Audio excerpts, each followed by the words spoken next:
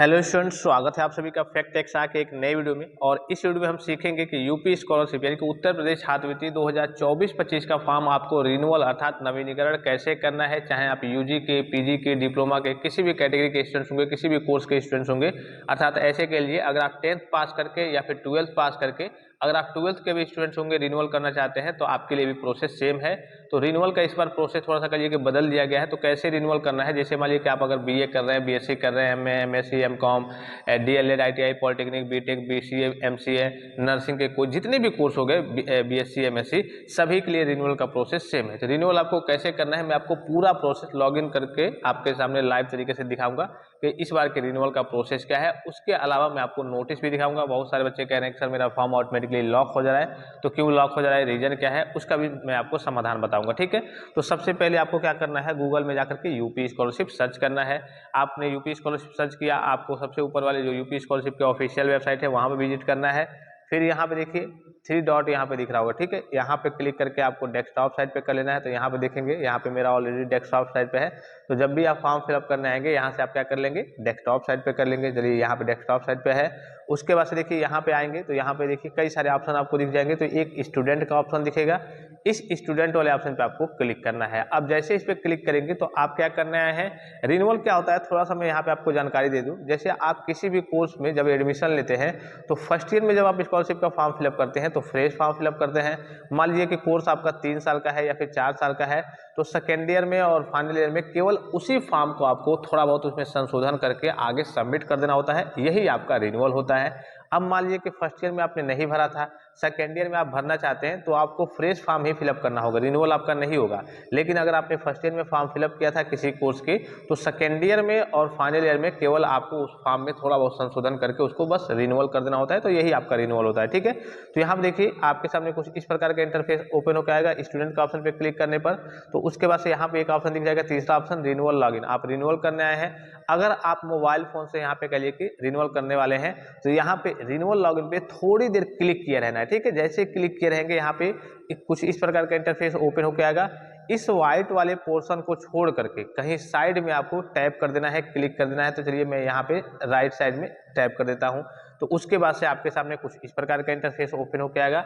अब यहाँ पे समझिएगा कि पोस्ट मैट्रिक और post matric other than inter के बच्चों के लिए कौन सा ऑप्शन है। ये जो ऑप्शन है ये कक्षा 10 के बच्चों के लिए है, ये जो ऑप्शन है ये कक्षा 12 के बच्चों के लिए है, और ये जो ऑप्शन है ये आपके लिए है यूजी, पीजी और डिप्लोमा के बच्चों के लिए। अर्थात ऐसे के लिए BA, BSc, MA, MSc, BCom, MCom, DLEd, ITI, polytechnic, BTech, BTC, BEd, DLEd, nursing जितने भी बच्चे हैं उनके लिए तीसरा ऑप्शन है। और चौथा ऑप्शन अदर स्टेट वाले पोस्ट मैट्रिक के बच्चों के लिए है, अदर स्टेट वाले बच्चों के लिए। ठीक है, तो हम इसमें किसका कर रहे हैं, post matric other than inter के बच्चों का कर रहे हैं। तो यहाँ पे आपको क्लिक कर देना है। ठीक है, इस पर डायरेक्टली आपको क्लिक कर देना है। उसके बाद से आपके सामने कुछ इस प्रकार का इंटरफेस ओपन होकर आएगा। तो यहाँ पे देखिए क्या क्या फिलअप करना है। सबसे पहले यहाँ पे ऊपर आपको दिख जाएगा, हाँ 2024-25 का है। तो यहाँ पे सबसे पहले आपको रजिस्ट्रेशन नंबर फिलअप करना है। उसके बाद से आपको अपना डेट ऑफ बर्थ फिलअप करना है। उसके बाद से आपको अपना पासवर्ड फिलअप करना है और कैप्चा फिलअप करना है। 4 चीज़ों को फिलअप करना है। अगर आपको पासवर्ड मालूम नहीं है, ठीक है, या फिर रजिस्ट्रेशन नंबर आपको मालूम नहीं है, तो रजिस्ट्रेशन नंबर आप ऑनलाइन भी पता कर सकते हैं। अगर ऑनलाइन आपको नहीं मिल पा रहा है तो आप कॉलेज से, जो हार्ड कॉपी पिछली बार आपने जमा किया था, कॉलेज में भी जाएंगे तो कॉलेज से ही मिल जाएगा। पासवर्ड अगर आपको पता नहीं है तो यहाँ पे क्लिक करेंगे तो यहाँ पे फॉरगॉट पासवर्ड का ऑप्शन आ जाएगा। नॉर्मल से डिटेल्स में आगे जाएंगे, हाई स्कूल के रोल नंबर वगैरह, तो आपका पासवर्ड यहाँ पे आपको मिल जाएगा। ठीक है, तो चलिए मैं सारी चीज़ें फिलअप करके फिर आगे की ओर प्रोसीड करके आपको दिखाता हूँ कि आगे का प्रोसेस इसका क्या रहने वाला है। अब देखिए फाइनली सारी चीज़ों को फिलअप किया जा चुका है। यहाँ पे जो सबमिट का ऑप्शन दिख रहा होगा, इस सबमिट वाले ऑप्शन पे आपको क्या करना है, क्लिक करना है। अब जैसे इस पे क्लिक करेंगे आपके सामने कुछ इस प्रकार का इंटरफेस ओपन होकर आएगा। ठीक है, तो यहाँ पे सबसे पहले आपको ऊपर देखना है, उत्तर प्रदेश आंध्र प्रदेश में अध्ययनरत छात्र छात्राओं के लिए ऑनलाइन छात्रवृत्ति प्रबंध प्रणाली 2024-25 रिन्यूअल अर्थात नवीनीकरण। ठीक है, तो जब भी आप फॉर्म फिलअप करेंगे, यहाँ से ध्यान से सुनेंगे, ध्यान से समझेंगे, जब भी आप फॉर्म फिलअप करने आएंगे, ओपन करेंगे तो आपके सामने कुछ इस प्रकार का इंटरफेस ओपन होगा। यहाँ पे ये जो ऑप्शन है रजिस्ट्रेशन का, ये ऑप्शन आपका बस टिक होगा और सारे option application form, upload documents, income certificate, caste certificate का authentication, Aadhaar authentication, application lock, receive hard copy at institution, ये सारे ऑप्शन आपके क्या रहेंगे, ग्रे रहेंगे, यानी कि ग्रीन नहीं रहेंगे। ये थोड़ा सा कहिए कि आपके ब्लैंक रहेंगे, इसको आपको फिल करना होगा। अब यहाँ से आपको क्या करना है, थोड़ा सा समझ लीजिए। यहाँ पे एक ऑप्शन दिख रहा होगा आपको 3 पैरेलल लाइन का, इस वाले ऑप्शन पे आपको क्लिक करना है। अब जैसे इस पे क्लिक करेंगे तो आपके सामने कुछ इस प्रकार का इंटरफेस ओपन होकर आएगा। यहाँ पे थोड़ा सा ध्यान से समझेंगे। सबसे पहला जो यहाँ पे ऑप्शन आपको दिखेगा, जैसे यहाँ पे मैं आपको दिखा दूँ, सबसे पहला रजिस्ट्रेशन करें, ये आपका पहले से टिक होगा, ये आपका टिक नहीं होगा, ये आपका टिक नहीं होगा, ये भी आपका टिक नहीं होगा और ये भी और ये आपका टिक होगा। ठीक है, अब यहाँ पे करना क्या है ये थोड़ा समझ लीजिए। आपके सामने बस एक ऑप्शन ओपन होके आएगा, ये भी ऑप्शन, ये जो ऑप्शन है एनपीसीआई का वेरिफिकेशन, एनपीसीआई, ठीक है, इसे national payment corporation of India कहते हैं। ये क्या है, आपके बैंकिंग, ये बैंकिंग से रिलेटेड है कि हाँ आपके बैंक में ई-केवाईसी वगैरह कंप्लीट है या फिर नहीं, आपका बैंक जो अकाउंट है एनपीसीआई से मैप्ड है या फिर नहीं। बस आपको यहीं पे क्लिक करना है, आपका रिन्यूअल हो गया। ठीक है, क्या करना है, आपको यहीं पे क्लिक करना है। इस बार आपको यहाँ पे नवीनीकरण आवेदन पत्र को संशोधित करें, मेन ऑप्शन तो ये होता है भरने का, पिछली बार की बात करें, लेकिन इस बार प्रोसेस में बदलाव किया गया है। आपको रिन्यूअल फॉर्म फिलअप नहीं करना है, सारे डिटेल्स अभी मैं आपको नोटिस दिखाऊंगा। ठीक है, नोटिस दिखाऊंगा, उसमें आप सारी चीज़ें क्लियर हो जाएंगे आपको। तो यहाँ पे देखिए, जब भी आप अपने दोस्त का भी फिलअप करेंगे या फिर अपना फिलअप करेंगे, आप देखेंगे कि यहाँ पे आप कहिए कि ये ऑप्शन तो पहले से टिक होगा, ये दोनों टिक नहीं होगा, लेकिन ये ओपन नहीं होगा। जैसे ही आप एनपीसीआई पे क्लिक करेंगे तो एनपीसीआई के बाद से एक ऑप्शन आपको दिखेगा, check NPCI status, check NPCI status का ऑप्शन दिखेगा। जैसे ही चेक करेंगे, चेक एनपीसीआई स्टेटस के ऑप्शन पे क्लिक करेंगे, अगर आपका एनपीसीआई से बैंक अकाउंट मैप्ड होगा तो ऑटोमेटिकली आपका वो रिडायरेक्ट होकर के बैक हो जाएगा, फिर से आप आएंगे देखेंगे। तो उसके बाद से आपका ये सारे ऑप्शन, जितने ऑप्शन है, ये सारे ऑप्शन यहाँ तक आपके क्या हो जाएंगे, ग्रीन हो जाएंगे, यानी कि यहाँ पे वेरीफाइड हो जाएगा। तो बच्चे यहीं पे कन्फ्यूजन में है, सर मेरा फॉर्म मैंने तो कुछ किया ही नहीं, मेरा फॉर्म तो लॉक हो गया। तो लॉक नहीं हो गया, विभाग के द्वारा ही वो लॉक किया गया है, क्योंकि अब आपका फॉर्म कॉलेज के द्वारा फिलअप होगा। उसके बाद से आपको नीचे की ओर आना है, अगर आप प्रिंट करना चाहें। हाँ, एक चीज का आपको ध्यान रखना है, इस बार आपका 2024 में एडमिशन हो गया होना चाहिए, तभी आपको रिन्यूअल करने आना है।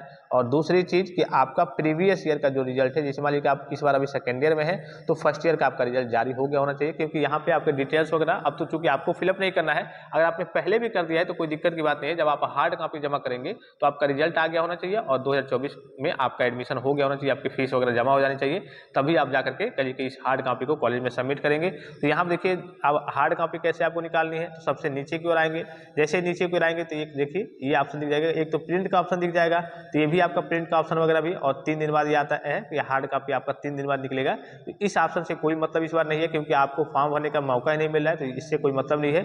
डायरेक्टली आपके सामने एक ऑप्शन आ जाएगा, क्या आ जाएगा, संस्था हेतु आवेदन प्रिंट कर। देखिए ये वाला आपका, मैं दिखा दूं, ये वाला ब्लू दिख रहा होगा आपको, इस पर जैसे ही क्लिक करेंगे आपका फाइनल प्रिंट निकल जाएगा। उस फाइनल प्रिंट को लेकर के और डॉक्यूमेंट्स को लेकर के, जो डॉक्यूमेंट्स लगते हैं, अगर आप कहेंगे तो मैं डॉक्यूमेंट्स के बारे में आपको बता दूंगा, उसको लेकर के आपको क्या करना है, कॉलेज में जाकर के विजिट करना है। उसके बाद से सारे डिटेल्स आपको, जितने भी आपके कल के आगे के डिटेल्स है, गत वर्ष के प्राप्तांक, पूर्णांक, एडमिशन वगैरह की डेट वगैरह है, वो सारी चीज़ें आपकी कॉलेज के द्वारा फिलअप की जाएगी। ठीक है, तो चलिए एक बार मैं आपको ऑफिशियल नोटिफिकेशन दिखा दूं कि आपके जितने और डाउट्स है वो क्लियर हो जाए। सभी बच्चों का आप जब फॉर्म फिलअप करेंगे, आप अपना फिलअप करेंगे, अपने दोस्तों का फिलअप करेंगे, तो देखेंगे आपका फॉर्म एनपीसीआई के बाद से क्या होगा, एनपीसीआई करने के बाद से तुरंत लॉक होगा। अब जब लॉक होगा तो जो बच्चे जिनके पास जानकारी नहीं है वो तो परेशानी में पड़ जाएंगे, कह रही यार मेरा पता नहीं कैसे लॉक हो गया, मैंने तो कुछ फिलअप ही नहीं किया। तो ये आपकी ओर से लॉक नहीं किया जा रहा है, ये विभाग की ओर से लॉक किया जा रहा है। हाँ, एक और चीज़ है, जो भी स्टूडेंट्स अभी तक चैनल को सब्सक्राइब नहीं किए हैं, चैनल को सब्सक्राइब करके बेल आइकन को प्रेस करके ऑल पे जरूर क्लिक कर लेंगे, क्योंकि ये आपकी स्कॉलरशिप की राशि का मामला है, आपके पैसे का मामला है। और मान लीजिए और आगे कोई अपडेट आती है या फिर बहुत सारी अपडेट्स वगैरह आती है, मान लीजिए कि आगे चल के आपको कई बच्चों गलती कर देते हैं या फिर कॉलेज से गलती हो जाती है, तो करेक्शन करने का मौका मिलता है, आपको अपने स्तर से ही करेक्शन करना होता है। तो ये सारी अपडेट्स आपको यूपी स्कॉलरशिप से संबंधित सारी अपडेट्स आपको यहाँ से मिल जाएंगी। ठीक है, तो चलिए मैं एक बार आपको ऑफिशियल नोटिफिकेशन पहले दिखा दूँ। यहाँ पे देखिए टेलीग्राम चैनल पे आपको आना है। अगर अभी तक आपने टेलीग्राम चैनल को नहीं ज्वाइन किया है तो टेलीग्राम चैनल को आप ज्वाइन कर सकते हैं। यहाँ पे ऊपर दिख रहा होगा फैक्ट टेक्सा, और यहाँ पे आपको क्लिक करना है, यहाँ पे फाइल वाले सेक्शन में आना है, सारी नोटिस वगैरह हर एक चीज़ यहाँ पे आपको मिल जाएंगी। ठीक है, देखिए हर एक विभाग के द्वारा अलग अलग pre matric, post matric, SC ST, general, OBC, minority, सबके लिए नोटिफिकेशन अलग अलग जारी हुआ है। मैं किसी एक बच्चे का यहाँ पे ओपन करके आपको दिखाता हूँ, जनरल के बच्चों का। चलिए सबके लिए वही सेम प्रोसीजर है, सेम चीज़ें के लिए विभाग के द्वारा जारी की गई है। यहाँ पे चलिए हम नोटिस को ओपन कर लेते हैं, ये विभाग के द्वारा ऑफिशियली नोटिफिकेशन है। और इसमें अगर आप नीचे क्यों आएंगे तो देखिए यहाँ पे कई सारे ऑप्शन है, मैं मेन पॉइंट्स आपको दिखा दे रहा हूँ। दूसरा पॉइंट यहाँ पे आपको दिख रहा होगा नवीनीकरण, यानी कि रिन्यूअल, छात्र की अगली कक्षा में प्रवेश की तिथि, यानी कि आपका एडमिशन की डेट, गत कक्षा का परीक्षाफल यानी कि प्रीवियस ईयर का आपका प्राप्तांक और पूर्णांक, व नामांकन संख्या यानी कि जिसे आप इनरोलमेंट नंबर अर्थात बोर्ड का अर्थात यूनिवर्सिटी का रजिस्ट्रेशन नंबर कहते हैं, को संस्था द्वारा अंकित किया जाएगा। संस्था द्वारा मतलब जो आपका इंस्टीट्यूट है उसके द्वारा अंकित किया जाएगा, उसके द्वारा फिलअप किया जाएगा। इसके अलावा जो एक और सबसे इंपॉर्टेंट चीज़ है वो है आपके अटेंडेंस का परसेंटेज। इसका परसेंटेज आपको मालूम है पिछली बार से ये लागू हुआ है, आपका अटेंडेंस का परसेंटेज 75% रहना चाहिए चाहिए। अगर 74.9 भी रहता है तो इस केस में भी आपका स्कॉलरशिप का फॉर्म डायरेक्टली रिजेक्ट होगा, आपका पैसा वगैरह नहीं आएगा। तो अगर आप कॉलेज वगैरह नहीं जाते होंगे तो कॉलेज में बात जरूर कर लेंगे। तो ये सारी डिटेल्स करिए कि आपके कॉलेज के द्वारा फिलअप होंगे। इसमें आपको फॉर्म में कुछ नहीं भरना है, बस आपको MPCI करना है। यहाँ पे ऑफिशियली सीधे शब्दों में मेंशन है, ठीक है। तो आई होप कि वीडियो आपको इन्फॉर्मेटिव लगा होगा, और किसी प्रकार की समस्या हो, कोई जानकारी चाहिए तो आप कमेंट बॉक्स में कमेंट करके पूछ सकते हैं। फिलहाल इस वीडियो में इतना ही, इजाजत दीजिए, धन्यवाद, थैंक्स फॉर वॉचिंग। मिलते हैं नेक्स्ट वीडियो में।